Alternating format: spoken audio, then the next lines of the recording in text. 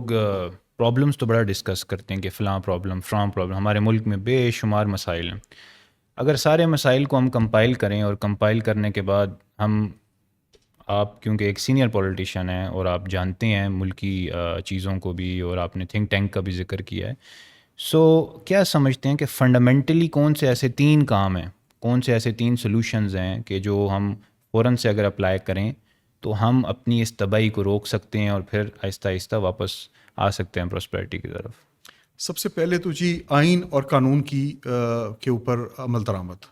آئین جیسا کہ آپ کو پتہ ہے, کوئی نئی بات نہیں میں کر رہا ہوں, چرچل نے بھی یہی کہا تھا جنگ عظیم دوم کے اوپر کہ اگر اب ہماری عدالتیں کام کر رہی ہیں اور صحیح کام کر رہی ہیں تو مجھے کسی چیز کی فکر نہیں. تو ہمارا جو آئین ہے اس کے تحت کام کرنا, اس کی پابندی کرنا, یہ سب سے پہلا کمپوننٹ ہے جو ہمیں ریوائول کے لیے ضروری ہے.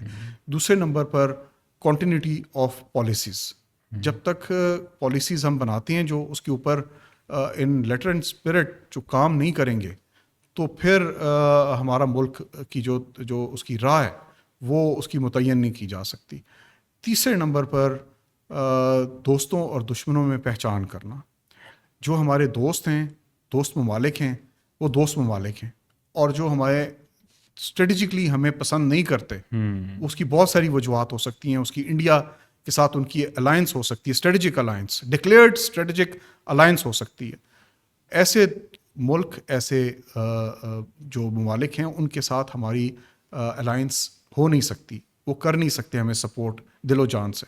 تو ہمیں اپنی جو الائنمنٹ ہے وہ بھی فنڈامنٹلز ٹھیک کرنے کی ضرورت ہے, اور ہمیں پائیدار اور جو دور تک چلنے والے ہمارے دوست ہیں ان کو آن بورڈ لینا ہوگا اپنے سسٹم کو بہتر کرنے کے لیے. یہ بہت اچھی آپ نے تینوں چیزیں آئیڈینٹیفائی کی ہیں, اور میں اس کو پروسیس کر رہا تھا اپنے دماغ میں. مجھے یہ چیز نظر آئی ہے کہ جب ہماری لا انفورسمنٹ ہوگی, جب لا ہمارا اپلائی ہوتا ہوا نظر آ رہا ہوگا, قانون کی بالادستی ہوگی, تو ڈیفینیٹلی پھر ہم اچھی پالیسیز کی طرف جب جائیں گے تو انویسٹر کا بھی رجحان آئے گا کہ یار ان کے ملک کے اندر لا قانونیت نہیں ہے, ان کے اندر قانون اپلائی ہوتا ہے, ان کے رولز ہیں, یہ بائی لاس کے خلاف چل رہے ہیں. اور دوسرا پھر جب آپ کی پالیسی کنٹینیوشن میں آئے گی, لائک 2 سال 3 سال کے لیے آپ نے, 4 سال کے لیے, 5 سال کے لیے ایک پالیسی دے دی ہے, چاہے وہ جس بھی انڈسٹری یا ڈپارٹمنٹ کی آپ دے دیتے ہیں, انویسٹر کو بھی پتا ہوگا کہ یار یہ ہو رہا ہے. تو جب قانون بھی نظر آئے گا اور آپ کی پالیسی بھی کنٹینیوشن کی نظر آئے گی تو ڈیفینیٹلی پھر لوگ آپ کے ملک کی طرف آئیں گے. اور ہمارے سب سے بڑے مسئلے یہ ہیں کہ ہمارے ملک کے اندر آنا کو پسند ہی نہیں کر رہا. جو بیچارہ آتا ہے اس کو ہم اتنا لیگل پروسیجرز کے اندر پھنسا دیتے ہیں کہ وہ کہتا ہے یار اس سے بہتر ہے کہ میں آپ کے پڑوسیوں کے پاس چلا جاتا ہوں. جی بالکل. میں ایک اور بات کرنا چاہوں گا.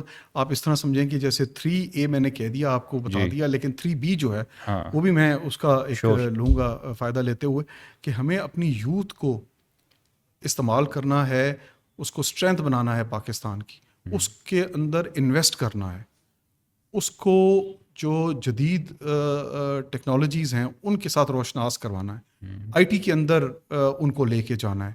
تو ہمیں اپنی یوتھ کے اندر ہیوج انویسٹمنٹ کرنے کی ضرورت ہے, اور وہ کوئی ہارڈ مٹیریل سے نہیں ہوگی. وہ ایسا نہیں ہے کہ آپ لیپ ٹاپ تقسیم کر دیں تو آپ کے وہ دوست بن جائیں گے. ایسے نہیں کریں. اس یوتھ کے ساتھ اس کو آپ رشوت دینے کی کوشش نہ کریں. ان کی گرومنگ کرنے کی ضرورت ہے, ان کو ایجوکیٹ کرنے کی ضرورت ہے, ان کے لیے مواقع میسر کرنے کی ضرورت ہے, نہ کہ ایجوکیشن بجٹ پہ کٹ لگا رہے ہوں. جی, تو کٹ لگانا اور یہ سب کچھ کرنا, میں سمجھتا ہوں کہ ایلیمنٹری ایجوکیشن میں بھی بچوں کو دوپہر کا کھانا بھی دینا چاہیے تاکہ غریب کے بچے بھی پڑھ سکیں, ٹارگیٹڈ سبسڈی جسے کہتے ہیں. تو میں یہ سمجھتا ہوں کہ یوتھ کے اندر انویسٹ کرنے کی اس ملک کو ضرورت ہے.